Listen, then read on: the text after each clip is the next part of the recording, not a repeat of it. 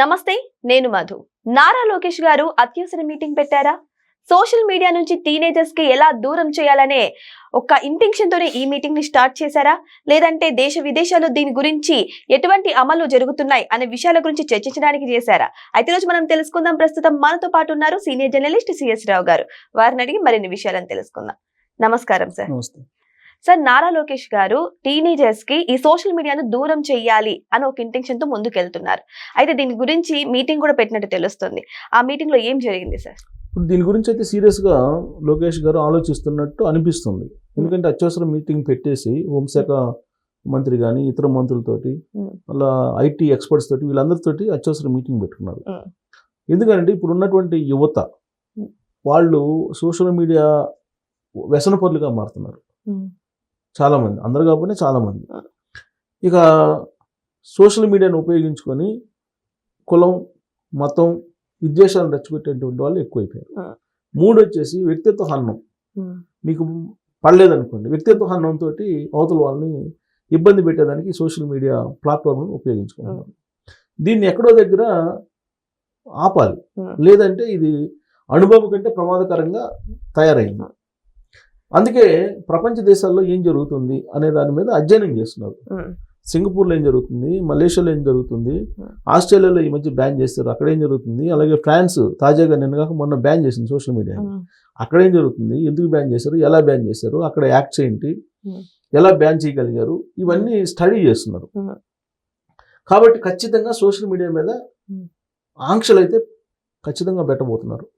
16 సంవత్సరాల లోపు ఉన్నటువంటి వాళ్ళు సోషల్ మీడియా అకౌంట్స్లోకి ఎంటర్ కావడానికి లేకుండా ఏం చేయాలి అనే దాని మీద ఈ సాఫ్ట్వేర్ ఐటీ నిపుణులతోటి ఆయన చర్చిస్తున్నారు. అంటే ఆయా దేశాల్లో ఏం జరుగుతుంది అని. ఇప్పుడు అక్కడ ఏం చేస్తున్నారు, ఇప్పుడు మా కేవైసీ, ఈకేవైసీ అనేదాన్ని అకౌంట్ కనుక ఈకేవైసీ పెడితే ఆటోమేటిక్గా ఈకేవైసీ చేసేటప్పుడు మీ ఆధార్ నెంబరు మీరు లాగిన్ కావాల్సి వస్తుంది, అలాగే మీ ఏజ్ ఆటోమేటిక్గా వచ్చేస్తుంది. అప్పుడు రిస్ట్రిక్షన్ అనేది 16 ఇయర్స్ లోపలకి మీకు ఓపెన్ కావు అకౌంట్స్. దానికి టెక్నాలజీని ఎలా మనం తయారు చేయాలి అనే దాని మీద చర్చిస్తున్నారు. ఇప్పుడు ఇదే జరుగుతుంది, ఆస్ట్రేలియాలో ఇదే జరుగుతుంది, ఫ్రాన్స్లో అదే జరుగుతుంది, మిగతా దేశాల్లో కూడా అదే జరుగుతుంది, సింగపూర్లో కూడా అదే జరుగుతుంది. సో కాబట్టి ఈ దేశాల్లో జరుగుతున్నటువంటి విధంగా ఈకేవైసీ చేయడం ద్వారా ఈ సోషల్ మీడియా అకౌంట్స్ 16 సంవత్సరాల లోపలకి అందుబాటులో ఉండటానికి లేకుండా చేస్తే సమాజం బాగుపడుతుంది, లేదంటే తప్పుదో పడుతుంది అనేటువంటి ఆలోచన చేస్తున్నారు. దీని మీద ఒక రకంగా వ్యతిరేకత వస్తుంది, డెఫినెట్గా వస్తుంది. ఎందుకంటే మంచి మాట చెప్పినప్పుడు ఎవరు వింటారు, అదే చెడు మాట అయితే వింటారు. ఇప్పుడు ఎగ్జాంపుల్, చిన్నపిల్లలు ఉంటారు, కాలే నిప్పు ఉంటుంది, దాన్ని తాకడానికి వెళ్తారు, వద్దని నుంచే వింటారు, ఏడుస్తారు. అది పట్టుకుంటే కాలిద్దని మనకు తెలుసు కాబట్టి వాడిని నియంత్రిస్తాం, కానీ వాడికి నచ్చదు అది. సో అలాగే ఇప్పుడు మనం టీనేజర్స్ని కట్టడి చేసాం. 16 ఇయర్స్ లోపలకి సోషల్ మీడియా చూడటానికి లేదని చెప్పి రిస్ట్రిక్షన్ పెట్టాం అనుకోండి, డెఫినెట్గా ఇప్పుడు ఉండేటువంటి జనరేషన్ వీళ్ళ నుంచి కొంత వ్యతిరేకత వస్తుంది. కాకపోతే వాళ్ళలో అవగాహన కల్పించాలి, అవగాహన కల్పించి ఈ చర్య తీసుకోవాలి. ఒకటి. నెంబర్ 2, 16 ఇయర్స్ వాళ్ళకి సోషల్ మీడియాలో ఎలిజిబిలిటీ ఉంది, చూడొచ్చు. కాకపోతే ఐటీ యాక్ట్ సెక్షన్ 46 ప్రకారం మీరు వ్యక్తిత్వ హననం చేస్తూ లేదంటే మత విద్వేషాలు, కులపరమైన విద్వేషాలు రెచ్చగొడుతూ పోస్టులు పెడితే అది నేరం. కాకపోతే ఈ మధ్యకాలంలో సుప్రీంకోర్టు ఒకటి ఇచ్చింది, సోషల్ మీడియాని నియంత్రించడానికి లేదు, దానికి భావ ప్రకటన స్వేచ్ఛకు ఉపయోగించుకునేటువంటి ప్లాట్ఫారం కాబట్టి మీరు దాని మీద ఒకవేళ ఏదైనా చేసినా కానీ మీరు కేసులు పెట్టొద్దని చెప్పి ఏదో తీర్పు ఇచ్చింది ఈ మధ్యకాలంలో.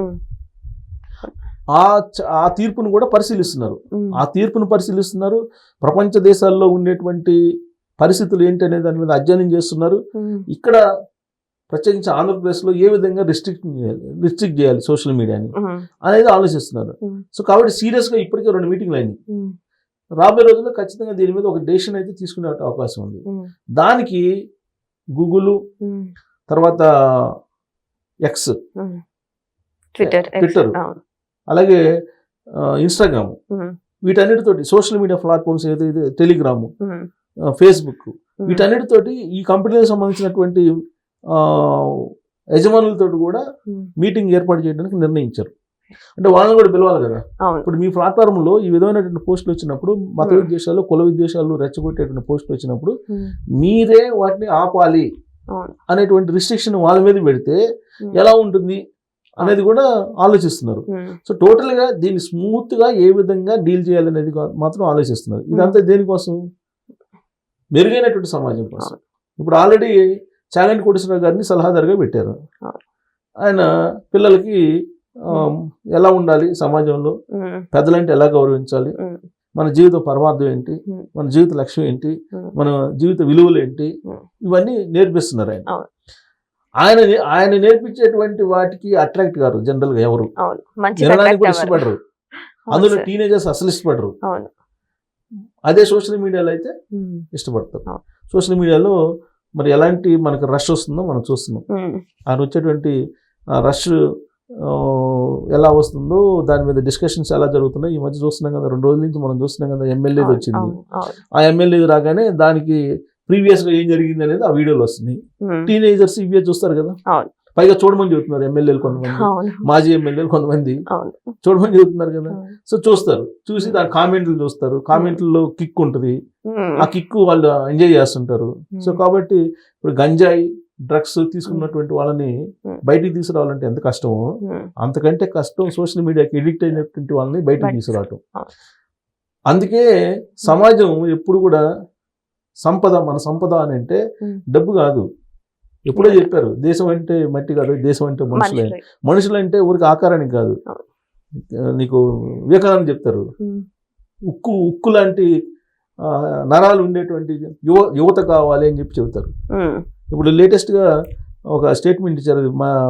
మలేషియా అతను అనుకుంటా మంత్రి, మలేషియా మంత్రి ఒక స్టేట్మెంట్ ఇచ్చారు. ఇప్పుడు అంతా ఆ దేశం అల్లకొల్లం అవుతుంది. దేనికంటే అతను చెప్పింది ఏంటంటే ఇప్పుడు ఉండేటువంటి యువత ఉద్యోగంలో ఉండేటువంటి ఒత్తిడి కారణంగా గేలుగా మారిపోతున్నారని చెప్పి మా మంత్రి హోదాలో పార్లమెంట్లోనే చెప్పాడంట. సో దాంతో ఇప్పుడు అక్కడ గందరగోళం అవుతుంది. నువ్వు మంత్రిగా ఉండి ఈ మాట అంటావా అంటే, ఉద్యోగం చేసి ఉద్యోగం ఒత్తిడి గురయ్యేటువంటి వాళ్ళందరినీ గేలి కింద మీరు కట్టేస్తున్నారా అని చెప్పి ఇప్పుడు ఆయన ఏంటి ఒక యాంగిల్లో చెప్పాడు పాపం ఆయన. ఇప్పుడు ఉండేటువంటి పరిస్థితుల్లో పెళ్లి చేసుకోవడానికి ఇష్టపడకుండా ఉండేటువంటి చాలా మంది ఉన్నారు. ఒకవేళ పెళ్లి చేసుకున్నప్పుడు కూడా పిల్లలు లేకుండా ఉండేటువంటి వాళ్ళు ఉన్నారు. సో వీటన్నిటిని దృష్టి పెట్టుకుని ఆయన మాట్లాడాడు. గేలుగా మారిపోతున్నారు అనేటువంటి యాంగిల్ ఆయన మాట్లాడాడు. సో గందరగోళం జరుగుతుంది. సో ఇవన్నీ ఎందుకంటే సోషల్ మీడియాలో వచ్చినటువంటి వికృతమైనటువంటి పోకడలు. ఇప్పుడు సోషల్ చిన్నప్పుడు పుట్టినప్పటి నుంచి దాన్ని చూపించడం అలవాటు చేస్తున్నారు. మొబైల్ ఇట్లా చెప్పి తిప్పుతా ఉంటారు. ఇక్కడ మన యువత కూడా చాలా తెలివి మీరిపోయారు సార్. ఇప్పుడు ఒకవేళ ఈకేవైసీ ఇలాంటివి పెట్టినా సరే వాళ్ళ పేరెంట్స్ ఆధార్ మీద లాగిన్ లేకపోతే వాళ్ళ పేరెంట్స్ ఫింగర్ ప్రింట్ మీద లాగిన్ వీళ్ళు చూసే ప్రమాదాలు కూడా ఉన్నాయి కదా సార్. ఉండొచ్చు, కాకపోతే అంత ఎంతో కొంత అయితే బెనిఫిట్ ఉంటుంది. పూర్తి స్థాయిలో 100% లేకపోయినప్పటికీ కొన్ని ఆంక్షలు పెట్టినప్పుడు ఖచ్చితంగా వీళ్ళు ఒకవేళ వాళ్ళ పేరు పైన ఈకేవైసీ తీసుకున్నా గానీ అర్థమవుతుంది. ఈకేవైసీలో ఇప్పుడు వాళ్ళ పేరెంట్ మీద తీసుకున్నారా లేదా అనేది అర్థమవుతుంది. తర్వాత వాళ్ళు ఏదైనా పోస్టులు పెట్టినప్పుడు కానీ లేదంటే కామెంట్స్ పెట్టినప్పుడు కానీ ఇన్ కేస్ అదేదన్నా మత ఉద్దేశాలు నచ్చగొట్టేది ఉన్నప్పుడు కేసు పెడతారు. కేసు పెట్టినప్పుడు అయినా తెలుస్తుంది కదా, నీ ఫోన్ నెంబర్ తోటి మీ వాడికి ఎక్కిస్తావు అని చెప్పి వాళ్ళ పేరెంట్స్ అయినా మీకు క్వశ్చన్ చేస్తారు. సో రెస్ట్రిక్షన్స్ అయితే పకడ్బందీగా పెడతారు, దాంట్లో డౌట్ లేదు. దానికి సంబంధించి ఒక బాగా అధ్యయనం జరుగుతుంది. సో అధ్యయనం జరుగుతుంది, దాని రిస్ట్రిక్షన్స్ అయితే పెడతారు. దానికి సంబంధించి ఐటీ కంపెనీ, దిగ్గజ కంపెనీలకు సంబంధించినటువంటి వాళ్ళని కూడా పిలిచి మీటింగ్లు పెడుతున్నారు. సో వాళ్ళ నుంచి ఈ ప్లాట్ఫామ్ లో పలాని వీడియోస్ ని రిస్ట్రిక్ట్ చేయండి అని చెప్తే ఇప్పుడు మనం వీడియోలు పెట్టాం అనుకోండి, ఇప్పుడు వీళ్ళ కమ్యూనిటీ గైడ్ లైన్స్ అని ఉంటాయి. ఈ కమ్యూనిటీ గైడ్ లైన్స్ కి వ్యతిరేకంగా మనం కంటెంట్ ఇచ్చాం అనుకోండి, వాళ్ళే మనకి గోల్డ్ సింబల్ వేస్తున్నారు.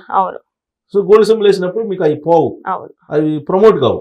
సో అలాంటి రిస్ట్రిక్షన్స్ ఏదో పెట్టకుండా ఉంటారు. టెక్నికల్ గా అనేకమైనటువంటి వాటిని అబ్జర్వ్ చేస్తున్నారు. సో సంచలనం అయితే లోకేష్ గారు తీసుకోబోతున్నారు ఈ విషయం. సో ఏదేమైనా సరే నారా లోకేష్ గారు సంచలనంగా యువతకి అంటే టీనేజ్ యువతకు సోషల్ మీడియాను మాక్సిమం దూరం చేస్తేనే బాగుపడతారనే నిర్ణయంతో అయితే ఈ నిర్ణయం తీసుకోబోతున్నారు. మరి వెయిట్ చేసి చూద్దాం ఇది అమల్లోకి ఎప్పుడు వస్తుందా అని. Thank you so much. Thank you sir.